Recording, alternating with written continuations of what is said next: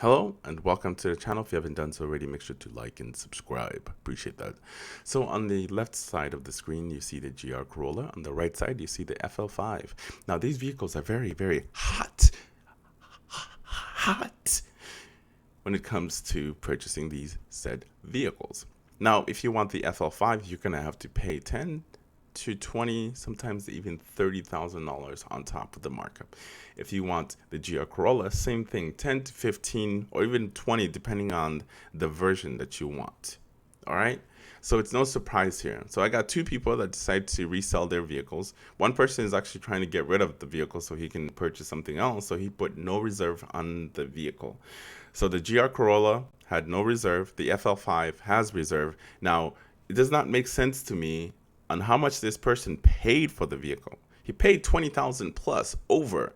So he's expecting to get 20,000 back and then more on top to break even, which makes no sense at all because he did not get it because the market dictates that we are not willing to pay that much money for a used vehicle.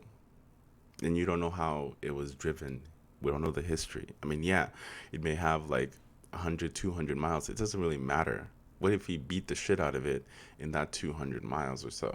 So we don't know. So for me, if I was in the market to purchase a Type R and I see this one, if I can get it for less than that price that he's asking for, there was a reserve, and I'm sure the reserve is for him to break even.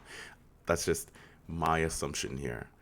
But I would not pay 70 grand for a used car when I can go to the dealerships, get hosed, and get a brand new car that nobody has sat in, nobody has beat the shit out of with little to no miles, and I'm the first owner of the vehicle. So there was no way that this person was going to get the money that he thought he was going to get. No way. The money.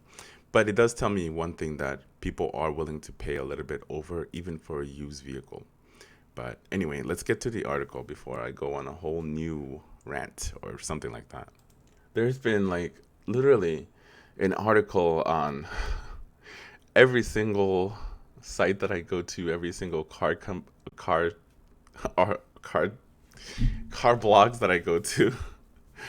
There was one on Jalopnik, and they pretty much went in. I have not read that article. And then you had one with Car Scoops also did their article, and then you have Autoblog.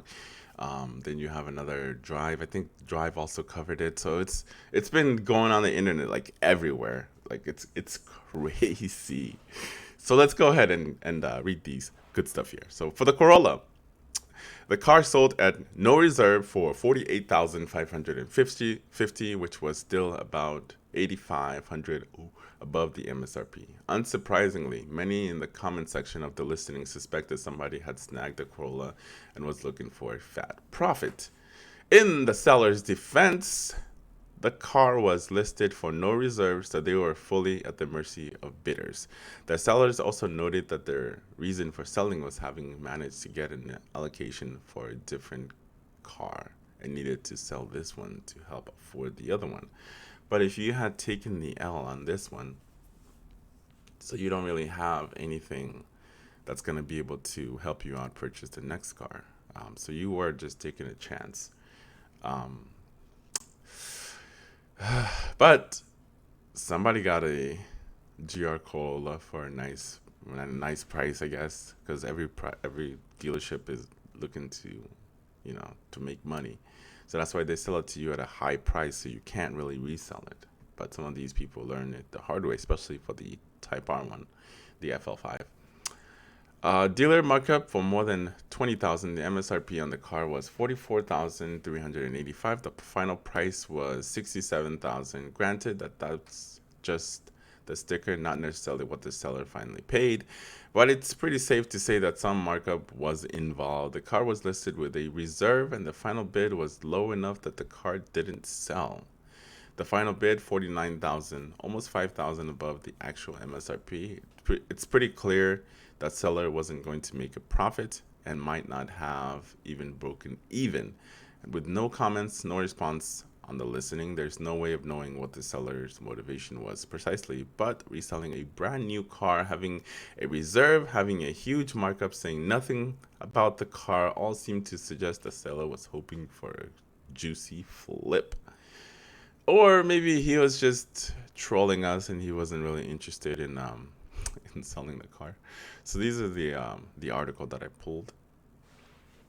Now, he does not say, there's really not much here.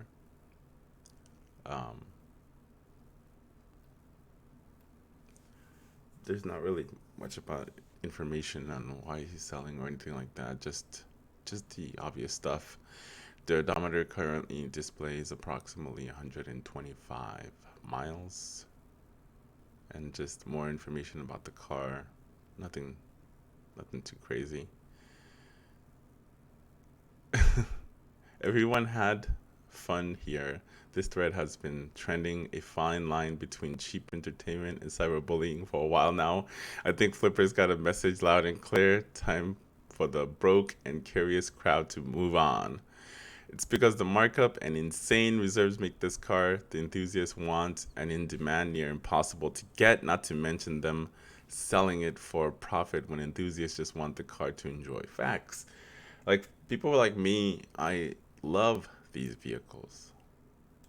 I love the way it looks, you know, from the first time that I seen it. But I still love my FK8 with its wild stylings. So anyway, he thought that he was gonna make some money here, and he got hosed.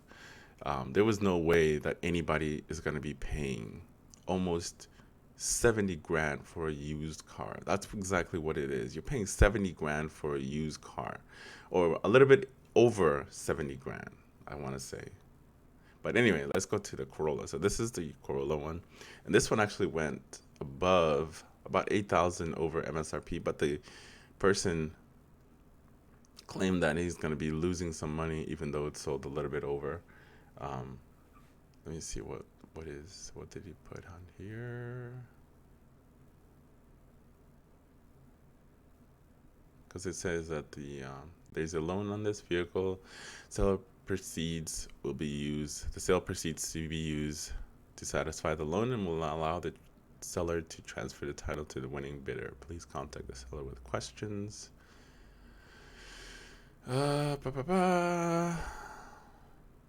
It's factory for the car. I'd recommend watching some of Doug's video. Why are you selling the car just for a quick profit? This is answered already. I got allocation of unexpectedly early for another car I've been waiting a long time for, and I cannot afford both cars, so this one has to go. I doubt I'll make any profit on this car. So he wasn't really trying to make some money. He was just trying to get something else, but who really knows? This is the internet. Nothing. We know nothing. This is the fucking internet. There's so much fucking lies and stuff like that. You don't really know. You don't know if people are being honest or genuine or not, because it's just words on a fucking keyboard. You don't know what their really intentions are, but who gives a fuck, right? I tend to take certain things that people say on the internet with a grain of salt, because sometimes it's just a whole nothing burger. But anyway, let me know what you guys thought of this whole thing here. Would you have paid 70 grand for a used Type car? I know I will not pay nothing close to that. I'm not even giving that to the dealer. No fucking way you're getting 10 or 20 grand from me. Fuck out of here. You're not getting that. Even on the used car market, you're not getting that. I'm sorry.